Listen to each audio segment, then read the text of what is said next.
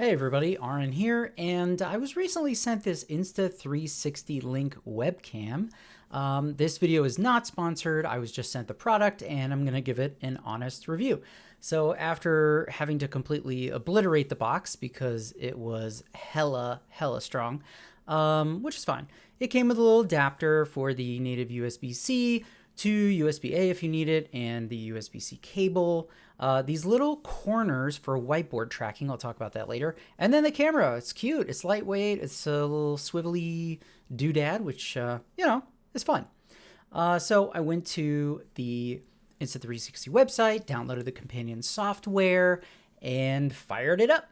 The software itself is really nice. It actually walks you through all the various features of the program before you get started, which is great because it was a lot of buttons and I wanted to make sure I could take advantage of all the features. So you get a nice high quality preview and it teaches you how to do the various hand gesture triggers to send the camera into different functions like tracking on, tracking off.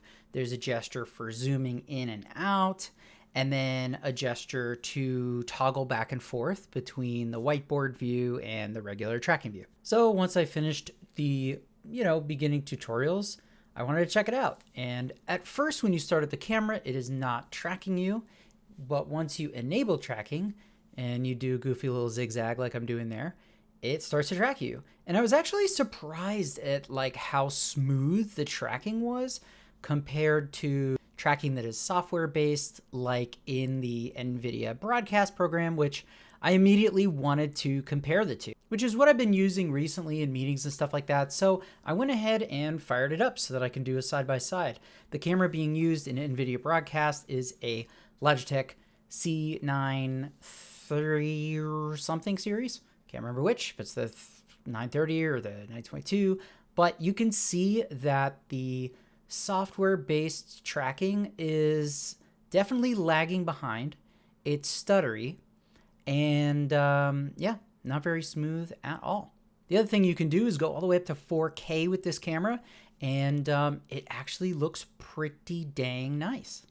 So next up, of course, I wanted to show the difference between those two. So I've got the 4K and the 1080, and here's a side-by-side kind of screenshots of the detail between the two. 4K definitely shows more.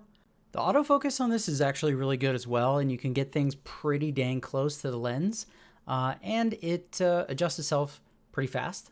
If you've got different contrasting levels of light in your room, there's an HDR mode to kind of balance all that out. Maybe you got bright sunlight coming from your window, and then you've got a lamp at your desk, and other plug-and-play webcams just don't do that very well.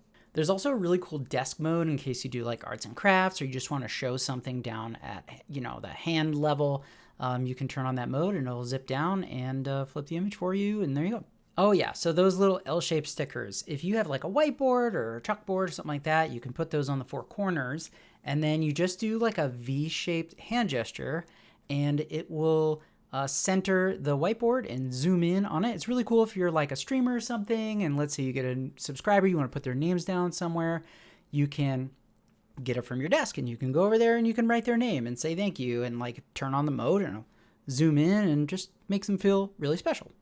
And lastly, there's a privacy mode, which is kind of cool. If the camera's not being used within 10 seconds of activity by a program, it just flips down so you don't have to throw a dirty t-shirt on it. All right, so here's the part that matters, my honest review of whether or not I think this camera is worth it. The fact is, and this is, again, not because they sent me product, but because I actually do like this. I was just as prepared to say that I didn't like it, but I've been using it for weeks now in meetings, stuff like that. Not only people finding it really cool, but I'm also just enjoying how smooth and higher quality it is versus my plug and play Logitech. Is it going to beat the kind of quality you can get from a mirrorless camera like a Sony a6000 series? No, but it's definitely going to beat the price point on a setup like that. Body alone is a lot, but then with a lens and then you've got to get capture card and all this other stuff, forget it. This is a really good place to go between those two. And in fact, I think if you just go with this, you're not going to feel like you need one of those super expensive alpha cameras. If you do want to pick one up, just visit the link in my description and you'll get a discount. And yeah, thanks for watching, and I hope you liked the video.